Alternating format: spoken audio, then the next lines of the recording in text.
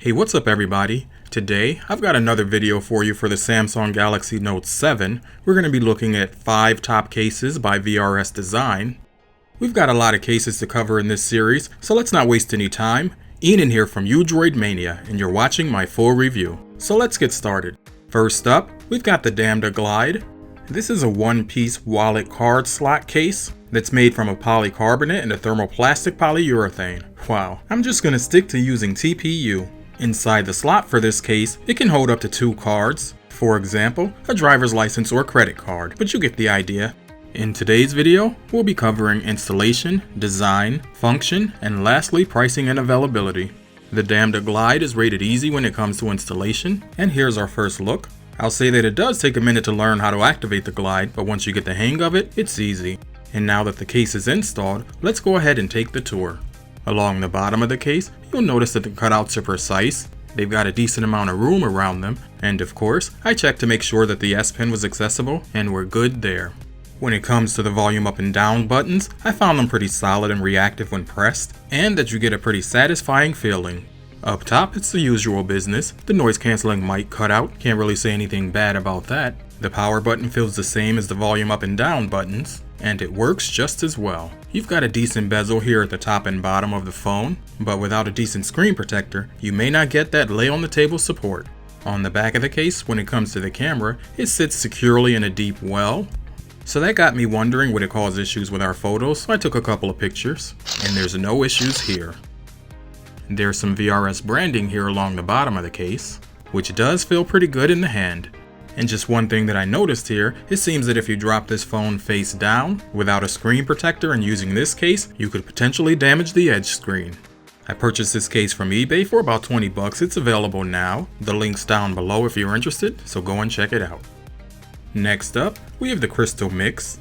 This is a one-piece case that's made from a polycarbonate and a TPU. It kinda puts you in the mind of the Spigen crystal shell, except with a kickstand. Installation's a breeze because it just snaps right in. And like all the other clear back cases that we've seen this far, yup, it's a fingerprint magnet. But let's go ahead in for a closer look, shall we? Along the bottom of the case, I'm liking what I see here. This case has precise cutouts as well, and they're spacious. There's easy access to the S Pen, and that's great because I use it all day long. When you want to listen to music, everything works as you'd expect it to. The volume up and down buttons here feel better than on the previous case. I'd say the feedback that they give is much nicer. Up top, we've got the cutout for the noise cancelling microphone. It's there. On the right hand side, we've got the power button. Yeah, and I'm thinking these are pretty nice. Moving a bit further down, there's no branding here, but it does tell you where the case is made.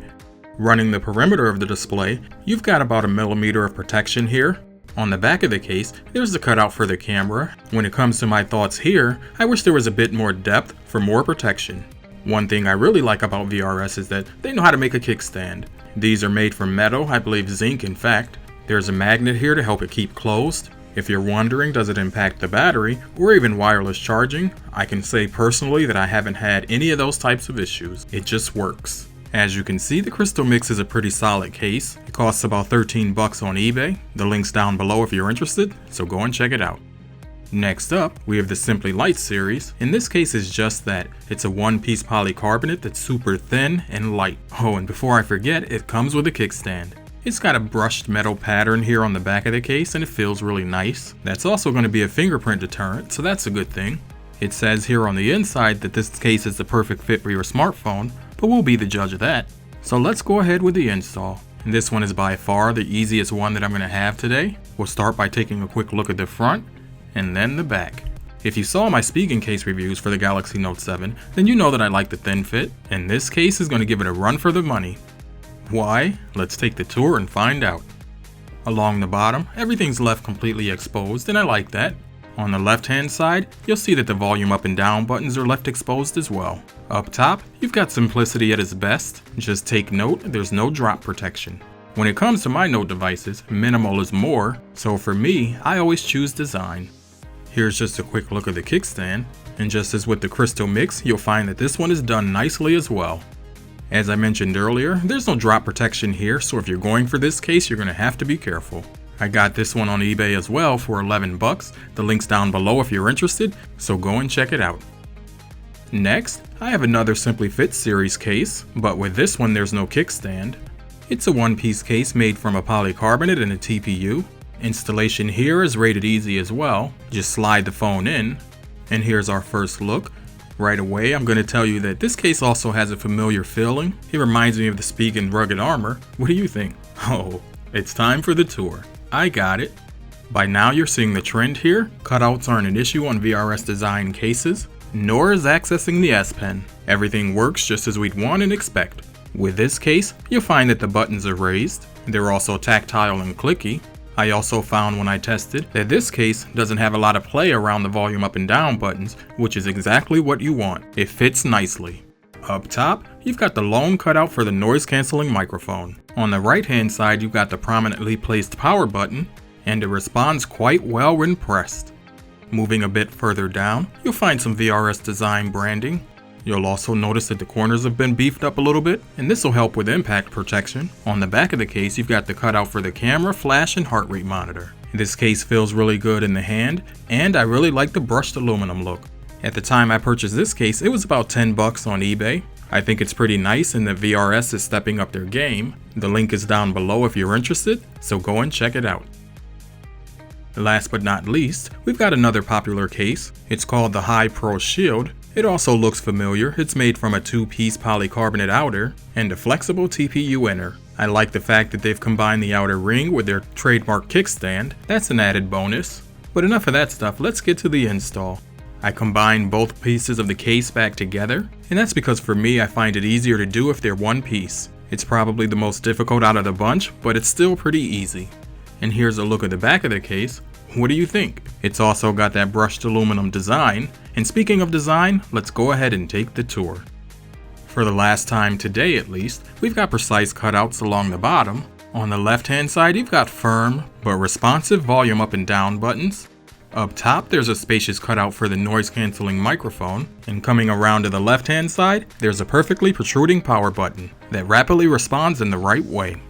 On the back of the case, there's a cutout for the camera, heart rate monitor, and flash. And as I mentioned earlier, we've got that kickstand here. I do think that that's a great feature, and it's nicely done. Other manufacturers should take note. Finally, the High Pro Shield is available on eBay. It's about $16. The link's down below if you're interested, so go and check it out. Overall, I gotta say I'm pleasantly surprised after reviewing these 5 cases today. They were all pretty easy to install, with the proper cutouts, a decent design, with options in colors, styles, and types.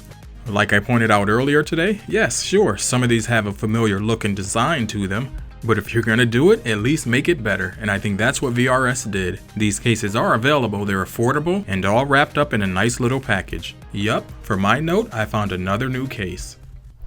Okay, so there you have it. We've just seen 5 top cases for the Samsung Galaxy Note7 by VRS Design. What did you guys think of these? Leave it in the comments below. This rounds out video number 2 in the series. There's more to come. But now I've got to get back to some other things I've got in the queue. So make sure that you stick around for more on the Note7. If you're new to the channel, now would be the time to go ahead and click that subscribe button for more content like this. As always, I'd like to thank you for watching, and I'll talk to you in the comments below.